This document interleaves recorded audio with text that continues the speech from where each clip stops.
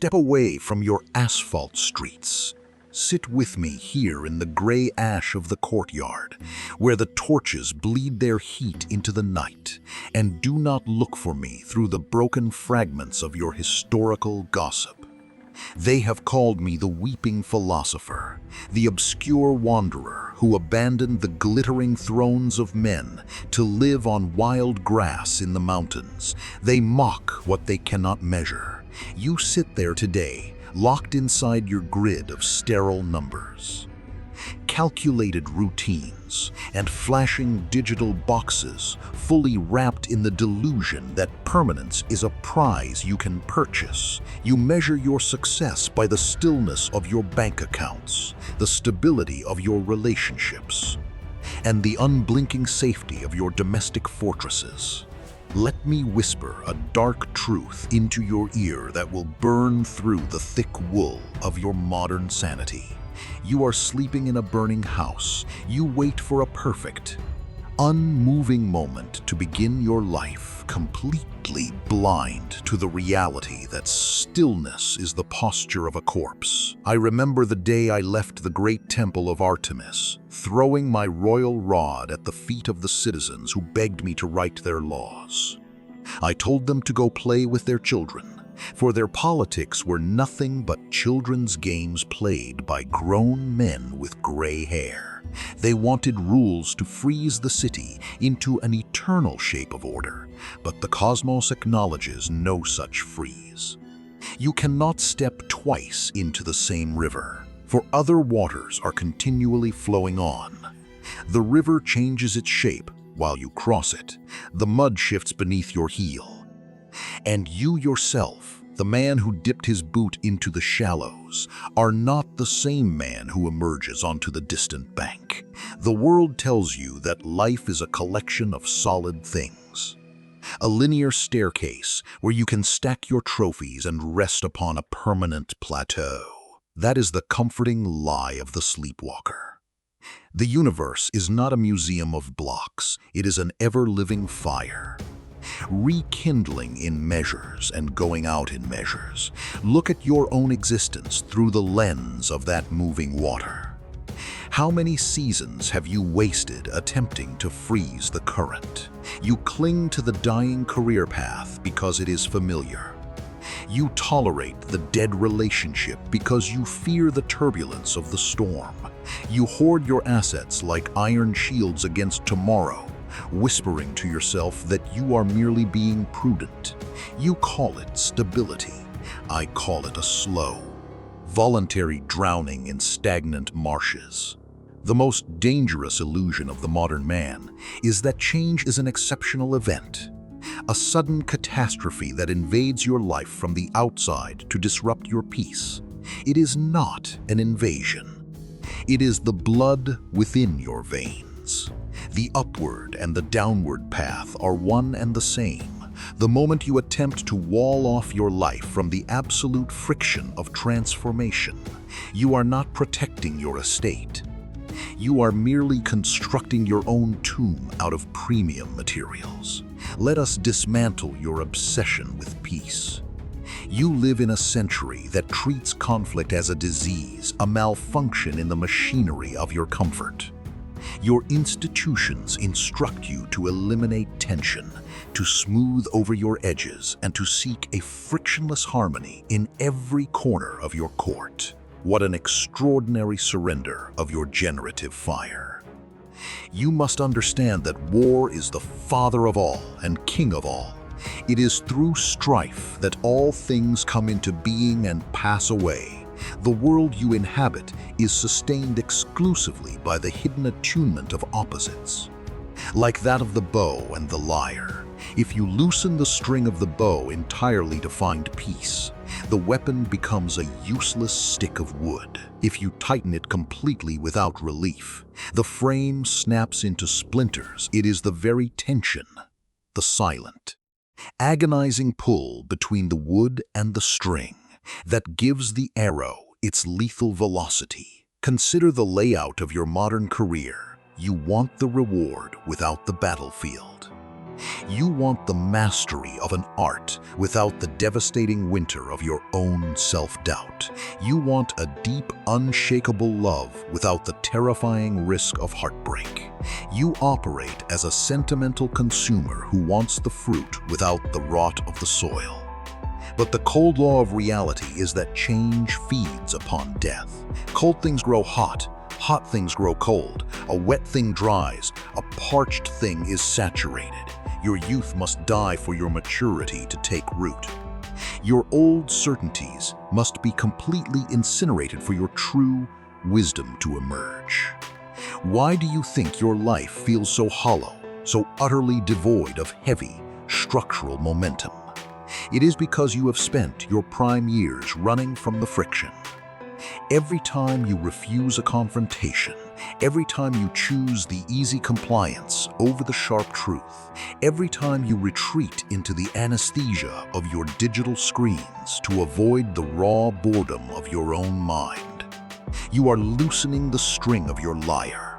You are turning your soul into a flaccid instrument that cannot play a single authentic note. Reframe the scars of your transformation. When your market crashes, when your project dissolves into ash, when a trusted alliance turns into an explicit betrayal, do not play the victim before the sky. Do not beg the universe for a return to the old architecture. The fire does not destroy the metal, it reveals its composition. All things are in exchange for fire, and fire for all things, as goods for gold and gold for goods. Your losses are nothing but the liquidation of your old forms. If you wish to achieve a true, unshakable independence before your skin grows brittle, you must learn to welcome the flame. You must train your mind to look at a burning world and see it not as a tragedy, but as the raw currency of the cosmos shifting its balance. Stop investing your capital in items designed to insulate you from the weather. Invest your energy in your capacity to endure the heat. The man who can stand in the middle of a collapsing temple and read the hidden geometry of the fire does not seek permission to survive. He becomes the master of the reconstruction. Look around you at the crowds you attempt to placate. Your modern arenas are full of people who are physically awake but psychologically dead. They move through the world like sleepwalkers, drinking in the homogenized information of their feeds, repeating catchphrases they did not invent, and holding opinions they have borrowed from the authority of their corporate senates. They believe they are participating in a grand democratic enlightenment. I tell you that they are cattle grazing on illusions. For though the logos is common to all, the many live as if they had a private understanding of their own. They are deaf to the underlying melody of the cosmos. When they hear the truth, they react with the mindless panic of a dog barking at a stranger. I spent my final years away from their public assemblies, playing dice with the children in front of the temple steps. When the politicians came to scold me for wasting my intellect on infants, I looked them in their anxious eyes and told them that the children were far more advanced in their honesty than any senator in Ephesus. A child understands play. A child moves with the flow of the game without clinging to the board. But you have built an entire civilization based on the worship of your own status metrics. You live in a constant, low-grade terror of social disapproval, of public cancellation, of being cast out of the warm herd of the majority. You tailor your speech, you dull your brilliance, and you filter your authentic insights through the sieve of public opinion, believing that if you can remain perfectly predictable, you will purchase a life of safety. What an absolute degradation of your human stature. The crowd is not an agent of wisdom. The crowd is a heavy, blind organism, driven by the insatiable appetite of its own belly. They want you to stay in the mud with them, because your ascent is a mirror that exposes their own cowardice. Break the mirror of their validation. Stop looking for your worth in the eyes of an audience that is also sleeping. The cold truth that men realize too late is that your modern Senate, your corporate hierarchy, your social media network, your family's outdated definitions of a respectable life is designed to manage your dependence. They do not want you to become a king. They want you to remain an efficient tax-paying component within their machinery. If you must receive an injury from an opponent in your workplace or your social environment, do not react with petty emotional complaints. Do not look for public apologies. Strike back through the overwhelming execution of your efficiency. When you outproduce, outplan, and outlast your opponents until their market share dissolves into the soil, you have delivered the only argument that stands.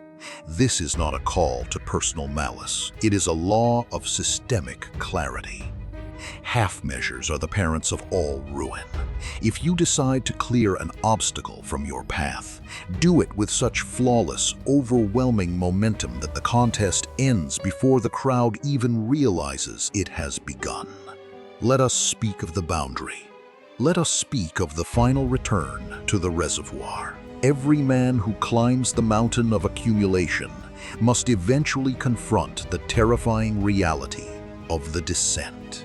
We live under the comforting, catastrophic delusion that time is our accomplice. A limitless ocean that will allow us to postpone the grand campaigns of our independence until our conditions are perfectly safe. You think, I will build my fortress in my 40s. I will speak my truth in my 50s. I will live my life when the debts are cleared and the environment is safe. What an extraordinary act of existential bankruptcy. You are currently drawing checks against a future that has not been authorized by the laws of nature.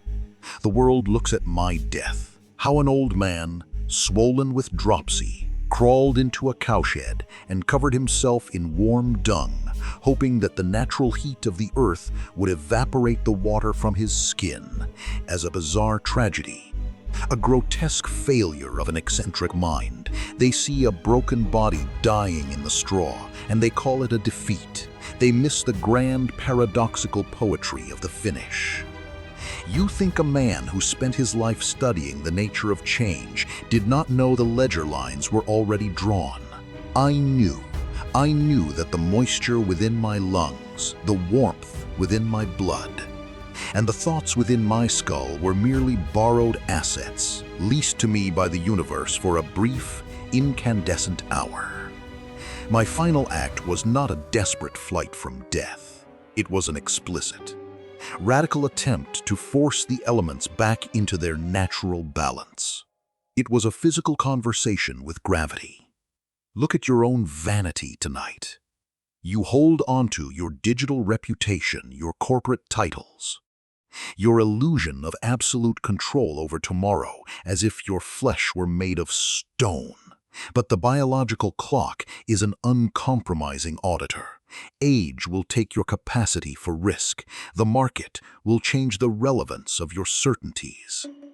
Friends will drift away into the churchyard, and eventually the white sheet of a final bed will claim your strength. You cannot take your corporate titles or your digital balances into the dark. Corpses are more fit to be thrown out than dung. Since the final liquidation of your ego is already an absolute certainty, why do you play so small? Why do you let the fear of a temporary financial setback or the disapproval of your peers prevent you from clearing the wilderness of your potential? Stop living as if you have 1,000 years to waste. Stand up, straighten your posture, look your mortality directly in the eyes, and realize that you have nothing to lose but your chains. Breathe. Let the artificial static of your modern world drop away into the darkness. Let the frantic panic of your bills, your digital reputation, and your manufactured anxieties fall from your shoulders like a heavy, waterlogged cloak. You are not a helpless piece of driftwood caught in the currents of this society. You are a localized focus of universal energy, a sovereign intellect given a brief, incandescent hour on this earth to impose your highest order upon the chaos of reality. You are the observer. You are the firekeeper. You are the master of your own internal republic. Look out over the landscape of your remaining years. The territories of your potential are wide open and waiting for your spark. The vertical lines of your destiny are waiting to be carved. The golden handcuffs of your safe, soul-crushing compliance are waiting to be broken. Do not look back at the poverty of your origins or the psychological mistakes of your youth. The past is a bankrupt state that has already closed its books. It holds no credit over the living velocity of this present moment. The future is an unmapped wilderness, and your current choice is the flame. When you open your eyes and step back into the chaotic marketplaces of your city, do not walk as a timid petitioner. Walk with the quiet, internal poise of a prince who knows the structural anatomy of power. When confronted by the temptation to seek validation from the crowd, choose the absolute isolation of your own reason. When confronted by the soft promises of comfort, choose the hardening friction of an independent effort. And when confronted by the briefness of your hour, let it fill your veins with an unyielding determination to forge a legacy that outlives your bone. Your empire does not require columns of marble or the permission of the Senate. It requires only this: an absolute commitment to reality over ease, a sovereign mind that treats time as its supreme capital, and the magnificent, unshakable courage to say, to every force that attempts to govern your soul from the outside, my life is the flame, and my change is the law.